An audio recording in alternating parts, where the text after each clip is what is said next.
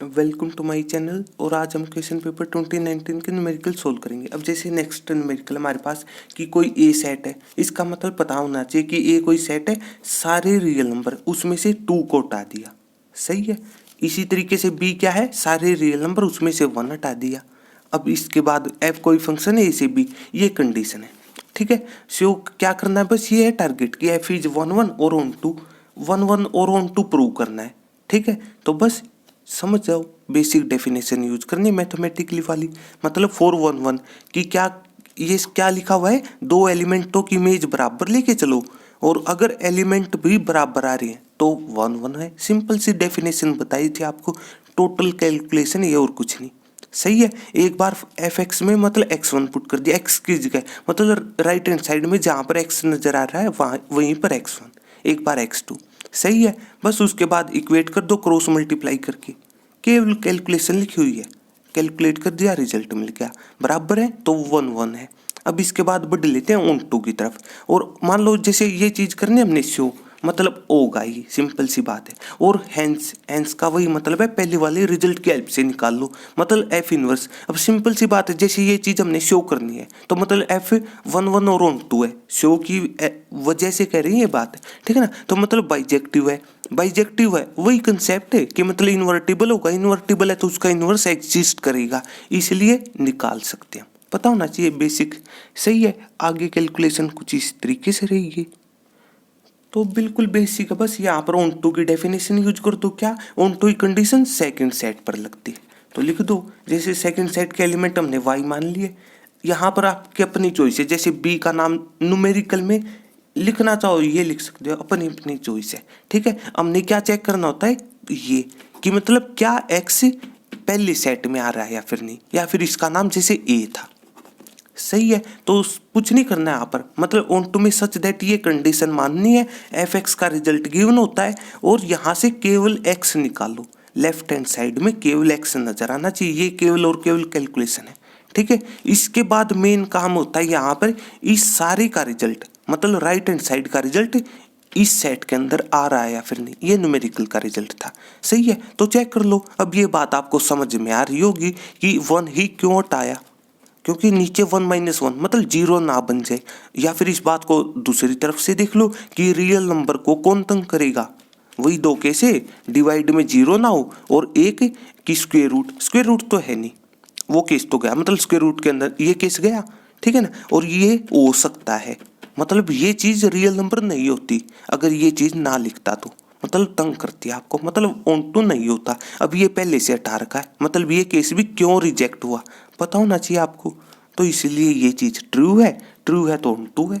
अब इसके बाद ये स्पेशल बातें लिख सकते हो कि कोई बाइजेक्टिव है तो इन्वर्टिबल है, फिर उसका इन्वर्स एग्जिस्ट करेगा, फिर उसका इन्वर्स निकलेगा, ठीक है। अब जैसे एफ फंक्शन था ए से बी, तो डायरेक्ट ये लाइन तो पता होगी ना, किसी भी फंक्शन का इन्वर्स निकालने का तरीका, दोनों सेटों की पोजीशन बदल दो। और इसके बाद एक बात ये कही थी आपको, कौन सी, कि ऑन टू की हेल्प से रिजल्ट निकलता है इनवर्स का, तो मतलब कुछ नहीं करना। जैसे यहाँ पर एफ एक्स इजल टू कह दो, वाई मानना था हमने, राइट हैंड साइड को क्या किया, वाई मान लिया, तो क्या करो यहीं से ये मतलब रिजल्ट यहाँ से मिला आपको कि मतलब एक्स किसके बराबर हो जाएगा, एफ इनवर्स वाई के, एक्स का रिजल्ट ऑन टू से निकलता है, कह दो पुट कर दिया, यही आंसर है, ठीक है। हाँ यहाँ पर एक चीज कह सकते हो, ये केवल और केवल हमारी आदत होती है एक्स में पढ़ने की, बस कुछ नहीं करना, सारी को मतलब सारी में वाई को बदल के एक्स लिख दो जहां पर भी वाई नजर आ रहा है। इस बात का ये मतलब है, स्पेशल चीज है ये, ठीक है ना, कि एफ इनवर्स वाई क्या था, सेकंड सेट के एलिमेंट, लेकिन ये एक्स के बराबर है, एफ इनवर्स वाई एक्स के बराबर, तो एक्स क्या था आपका पहला सेट, ए लिख दो, सही है। ये नहीं होगा, ये सिर्फ और सिर्फ मतलब है तो वही, लेकिन हमारी आदत है एक्स में पढ़ने की, यहाँ पर पता होना चाहिए हर चीज का मतलब, केवल टोटली कैलकुलेशन थी, बताओ क्या था इसमें, सही है। अब इसके बाद अब इसकी इंटरनल चॉइस भी है, कोई बात नहीं, तो देखो रिलेशन है कोई एस इस सेट पर, अब हो सकता है इसको कोई सी को ये लिखना चाहिए कि एक्स बिलोंग्स टू कहाँ से कहाँ, 0 से 12 तक, लेफ्ट हैंड मतलब इंटरवल में लेफ्ट हैंड साइड में छोटी वैल्यू लिखी जाती है, बिल्कुल बेसिक चीजें। 0 पर इक्वल टू का साइन है इसलिए आई क्लोज, ठीक है, क्लोज ब्रैकेट को आप, सही है। और 12 पर भी इक्वल टू का साइन है इसलिए आई क्लोज, मतलब लिखना चाहो या फिर डायरेक्ट लिख दो तब भी बात आपकी सही है। और इसकी कोई कंडीशन है कि a माइनस बी का मॉडुलस ये है डिविजिबल बाई 3, हो सकता कोई इसी को ये लिखना चाहिए, अपनी अपनी चॉइस है, मतलब 3 डिवाइड कर रहा है इसको, या फिर एज इट इज रख लिया। केवल कैलकुलेशन टारगेट क्या न्यूमेरिकल का कि शो करना अपने इक्विवेलेंस रिलेशन, बस ये है टारगेट। इक्विवेलेंस रिलेशन कब होगा, जब वो रिफ्लेक्सिव हो, सिमेट्रिक हो, ट्रांजिटिव, ये बेस न्यूमेरिकल का। तो कर लो कैलकुलेट। रिफ्लेक्सिव की ये डेफिनेशन होती है, तो करो पुट, मतलब सेट में से कोई एलिमेंट उठा लिया, तो मतलब ऑर्डर्ड पेयर चेक करना होता है कि क्या सेट के अंदर है या फिर नहीं। ठीक है, तो देख लो अब ए मतलब कुछ नहीं, कह दो बी की जगह ए पुट करना इस राइट हैंड साइड के रिजल्ट में यहाँ पर। सही है, तो केवल कैलकुलेशन ए माइनस से 0 का मॉडुलस 0 रहेगा। मॉडुलस क्या करता है, माइनस साइन को खत्म, मतलब यहाँ पर 0 के आगे कभी ये बढ़ा है या फिर ये 0 अलग से इंटीजर होता है, कोई केस नहीं होता यहाँ पर, पता होना चाहिए। सही है, और 0 डिविजिबल बाई 3, सिंपल सी बात है, 0 आएगा। सही है, तो बस इसके बाद इसी तरीके से सिमेट्रिक पर पढ़ जाओ। ठीक है, तो सिमेट्रिक क्या होता है, कोई ऑर्डर्ड पेयर लेके चलो, उसका अपोजिट कर दो, ए कोमा बी लेके चलो तो बी कोमा ए, तो ए कोमा बी की वैल्यू मतलब रिजल्ट था, तो बी कोमा ए क्या हो जाएगा, कह दो इसमें ए की जगह बी लिखना, बी की जगह ए कहाँ पर, राइट हैंड साइड में लिख दिया, मतलब एक्स्ट्रा चीजें एज इट इज। तो इस बात का ये मतलब है ए और बी से मतलब हमें केवल यहाँ पर, तो मतलब minus sign, modulus, is divisible by 3, ये सारी चीजें एक्स्ट्रा हैं, जहाँ पर भी यूज होगा ए कोमा बी, मतलब कोई भी ऑर्डर्ड पेयर की कंडीशन है वहाँ पर वो सारी चीज़ें एज इट इज रहेंगी, सिंपल चीज़ है। ठीक है, फिर यहाँ पर देखो हमें चाहिए था ए माइनस बी, तो यहाँ से डायरेक्ट लिख सकते हो बी माइनस ए, मॉडुलस की डेफिनेशन अप्लाई कर दो कि मॉडुलस फंक्शन में माइनस साइन खत्म हो जाता है, जैसे -5 का रिजल्ट +5 होता है और +5 का भी +5, सिंपल सी बात है। यहाँ पर माइनस साइन कहाँ पर गया पता होना चाहिए आपको।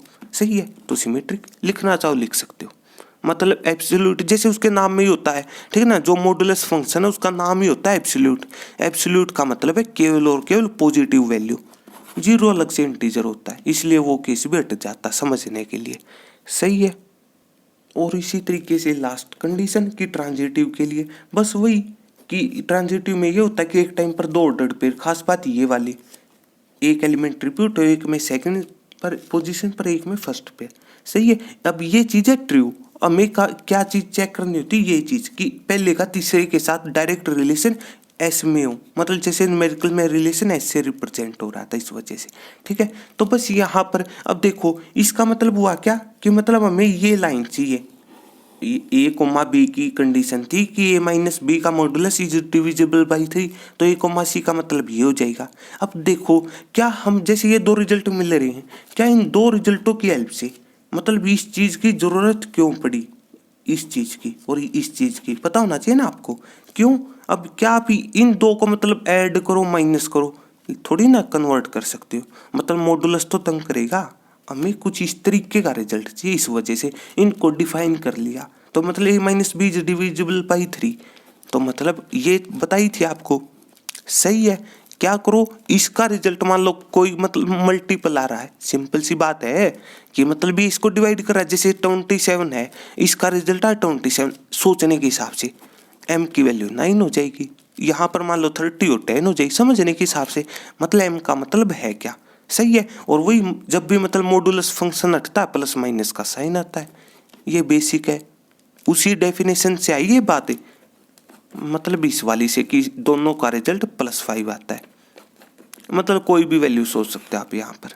सही है, तो बस इसलिए ये चीज़ें। ठीक है, एक बार इस केस में भी लेकिन हमने उसका मल्टीपल कोई दूसरा सोच लिया। सही है, 2 अलग अलग चीज़ें हैं, एक बार m सोच ले एक बार n, या फिर आपकी चॉइस है जो भी अच्छी लगे। ठीक है, बस इसके बाद ये चाहिए तो क्या करो, अब इसके बाद दोनों को ऐड कर दो, तो क्या हो जाएगा, लेफ्ट हैंड साइड में लेफ्ट हैंड साइड ऐड, तो a माइनस बी और प्लस बी माइनस सी, तो b कैंसिल हो जाए, a माइनस सी बचेगा, और राइट हैंड साइड में +-3m +-3n। सही है, इसके बाद मेन है यहाँ पर 3 कॉमन लेने की जरूरत, ये चाहिए रिजल्ट, इस वजह से बस ट्रांजिटिव कह दो, और कोई रिलेशन वही रिफ्लेक्सिव सिमेट्रिक मतलब ट्रांजिटिव है तो इक्विवेलेंस है, शो करना था। केवल टोटली कैलकुलेशन है, यहाँ पर कुछ नहीं मेन है इसमें कि ये पॉइंट की ज़रूरत क्यों पड़ी, क्योंकि हम डायरेक्ट ये चीज़ नहीं निकाल सकते इस वजह से। सही बात है। तो अब इसी तरीके से नेक्स्ट न्यूमेरिकल है इंटीग्रेट करना इस फंक्शन को कोस एक्स प्लस ए इस चीज़ को। सही है। अब थोड़ा सोच लो, क्या एक ये चीज़ नहीं बताई थी आपको कि जैसे ठीक है ना कि मतलब जो आपका इंटीग्रेशन चैप्टर है वहाँ पर तंग कौन करता आपको, डिवाइड वाला। सिंपल बात है ये तो, डिवाइड वाला तंग करेगा, इसी वजह से डिवाइड वाले को पुट किया जाता है। सही है। लेकिन अब थोड़ा सोच लो, क्या है X plus B X plus A, अब आपकी चॉइस है, मतलब पुट करने का कोई फायदा नहीं। ठीक है ना, मतलब क्या करो, ऊपर सेम बना लो। ये बात डिस्कस हुई थी, एक वर्किंग मतलब रूल भी था जो मतलब इंटीग्रेशन से 1 से 28 रूल डिस्कस हुए थे। देखो ये चीज़ आप प्लेलिस्ट से चेक कर लेना, इंटीग्रेशन में ये चीज़ मिल जाएगी आपको। उसमें एक रूल ये भी था कि मतलब या फिर ये कह दो कि जैसा नीचे है वैसा ऊपर बना लो। सही है।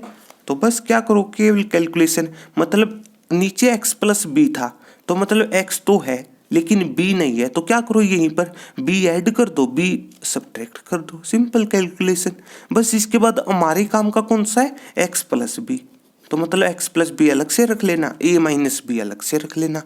इसके बाद यहाँ पर केवल फॉर्मूला अप्लाई कर देना, कौन सा, जैसे यहाँ पर क्या फॉर्मूला अप्लाई हो जाएगा, इस सारे को एक्स प्लस बी को ए मान लो समझने के हिसाब से, और दूसरे को मतलब ए माइनस बी को बी मान लो, अपनी चॉइस है, प्लस वाला यूज करना चाहते हो या फिर माइनस वाला। तो जैसे कोस ए प्लस बी किसके बराबर होता है, कोस है, तो मतलब कोस के केस में दोनों कोस के आएंगे सबसे पहले, फिर साइन अपोजिट हो जाता है, जैसे प्लस है तो माइनस आ जाएगा, मान लो यहाँ पर माइनस होता तो प्लस आ जाता है समझने के हिसाब से, और फिर दोनों साइन के।